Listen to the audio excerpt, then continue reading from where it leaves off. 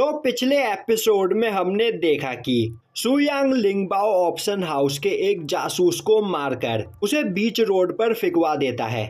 अब दिखाया जाता है कि उस जासूस की डेड बॉडी को बीच रोड पर चारों ओर से लोग घेर कर खड़े होते हैं। वहीं वह सभी लोग आपस में बात कर रहे होते हैं आखिर लिंगबाओ ऑप्शन हाउस के इस जासूस को किसने मारा है। लिंगबाओ ऑप्शन हाउस बहुत ही ज्यादा पावरफुल है और उससे कोई भी दुश्मनी नहीं मोल सकता है। तभी दूसरा पर्सन बोलता है टियान सेक्ट के अलावा यह काम कोई और नहीं कर सकता है, क्योंकि टियान सेक्ट का नया एंसेस्टर बहुत ही ज्यादा खतरनाक है, वह किसी से भी नहीं डरता है। दूसरी ओर लिंगबाओ ऑप्शन हाउस के हेड को इस बारे में पता चलता है, जो सुनकर उसे बहुत ही ज्यादा गुस्सा आता है और अब वह गुस्से में बोलता है सुयांग ने यहाँ पर हमारे ऑप्शन हाउस से दुश्मनी मोलकर बहुत बड़ी गलती की है, तो अभी यहाँ पर सुयांग के लिए वारंट इशू करो और हर जगह यह खबर फैला दो कि जो भी सुयांग का कटा हुआ सर हमें लाकर देगा हम उसे 10 मिलियन गोल्ड कॉइन देंगे। यह सुनकर उसका साथी वहां से जाने लगता है। तभी वह ओल्ड मैन उसे रोकता हुआ बोलता है मुझे नहीं लगता कि इसका कोई फायदा होने वाला है, तुम युनजोंग सेक्ट जाओ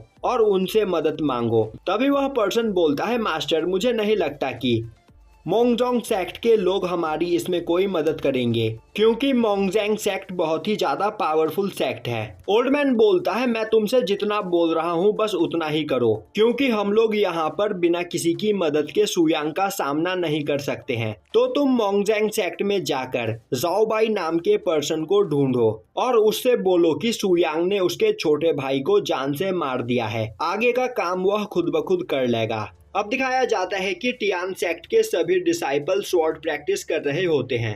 वहीं एक जगह पर साओ अपने स्पीयर से प्रैक्टिस कर रहा होता है और उसके बगल में खड़ी कॉन्ग उसे देख रही होती है। तभी सांगनिंग वहां पर सभी के लिए खाना लेकर आती है और अब सांगनिंग को देखते ही सभी लोग उससे खाना लेने के लिए भागते हैं। अब साओ भी काफी तेजी से भागता हुआ जाकर अपने लिए खाना उठा लेता है, पर बीच में आते हुए कॉन्ग साओ के हाथ से वह खाना लेते हुए उसे अपने हाथ में मौजूद एप्पल दे देती है, क्योंकि वह नहीं चाहती है कि साओ किसी दूसरी लड़की द्वारा दिए गए खाने को खाए। अब क्विंसू देखती है कि सांगनिंग के पास और भी खाना होता है, जिसे देखकर वह बोलती है तो क्या यह खाना मास्टर के लिए है। सांगनिंग हाँ में जवाब देती है। क्विंसू उसे बताती है कि मास्टर यहाँ से थोड़ी दूर माउंटेन पर कुछ हर्ब्स इकट्ठा करने के लिए गए हैं। सांगनिंग बोलती है तो फिर मैं उन्हें यह खाना देकर आती हूँ, और यह बोलते हुए वह वहां से जाने लगती है। अब सांगनिंग जैसे ही सेक्ट से बाहर निकलती है वह अपने सामने जाओबाई को देखती है, जिसे देखकर वह परेशान हो जाती है और उससे बोलती है आखिर तुम यहाँ पर क्या कर रहे हो। जाओबाई हंसते हुए बोलता है मैं तो यहाँ पर सुयांग को मारकर टियान सेक्ट को डिस्ट्रॉय करने के लिए आया हूँ, तो मुझे बताओ तुम यहाँ पर क्या कर रही हो। सांगनिंग बोलती है टियान सेक्ट उसका घर है और उसके यहाँ पर रहते जाओबाई टियान सेक्ट को कुछ नहीं कर सकता है। जाओबाई हंसते हुए बोलता है तो तुम्हें यहाँ पर रहने के लिए एक घर मिल ही गया, पर तुम बहुत ही ज्यादा अनलकी हो। देखो तुम्हें यहाँ पर यह घर मिला और आज मैं तुम्हारे इस घर को डिस्ट्रॉय करने वाला हूँ। अब यह सुनते ही सांगनिंग सभी डिसाइपल्स को सावधान करने के लिए भागती है, पर जाओबाई उसे पकड़ लेता है।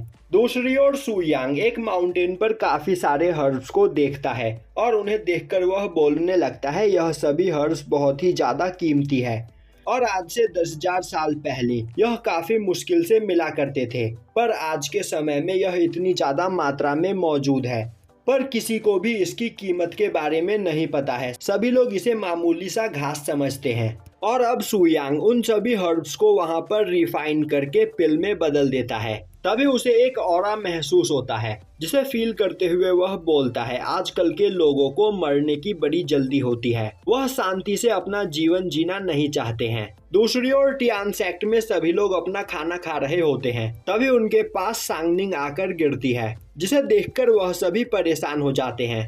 अब सांगनिंग को घायल देखकर कॉन्ग वहां पर उसे हील करने लगती है। तभी जुओबाई वहां पर आ जाता है और बोलता है तुम सभी लोग कमजोर लोगों को मारने में मुझे यहाँ पर बिल्कुल भी मजा नहीं आएगा, तो मुझे बताओ आखिर सुयांग कहाँ पर छिपकर बैठा है।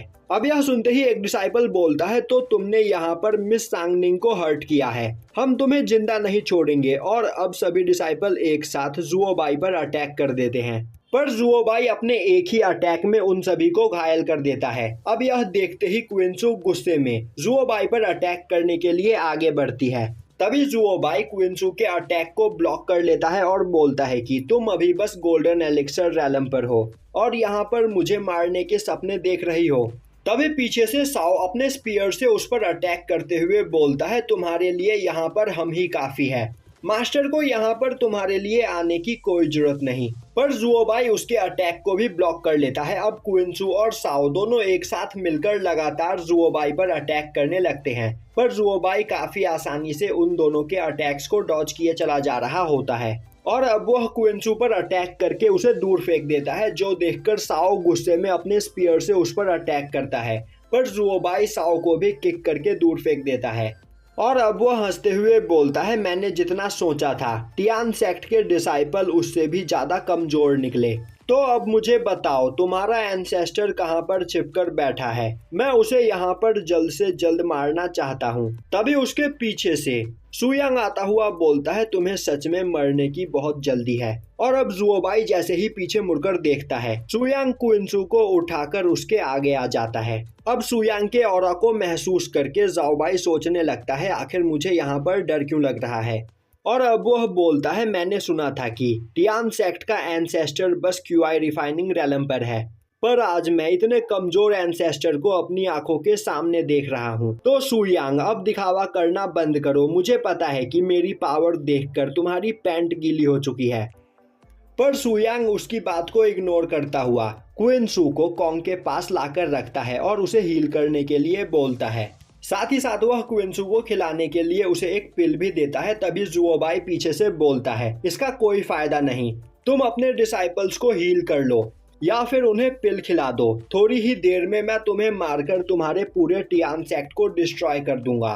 तभी सुयांग अपनी पावर को रिलीज करता है, जिसे देखकर जुओबाई काफी ज्यादा डर जाता है और अब उसके ऊपर काफी ज्यादा एनर्जी प्रेशर पड़ने लगता है, जिससे वह अपने घुटनों के बल आ जाता है। अब सुयांग आगे बढ़ते हुए गुस्से में बोलता है, तुमने यहाँ पर मेरे डिसाइपल्स को मारने की कोशिश की और मेरे टियान सेक्ट की बेइज्जती की, तो अब तुम्हें इसका परिणाम भुगतना होगा। दूसरी ओर जुओबाई के ऊपर काफी ज्यादा प्रेशर पड़ रहा होता है और अब जुओबाई उस प्रेशर को नहीं संभाल पाता है और वहां पर मारा जाता है। अब सुयांग साओ से बोलता है, मेरी गैर मौजूदगी में तुमने यहाँ पर काफी अच्छा काम किया, जो सुनकर साओ खुश हो जाता है।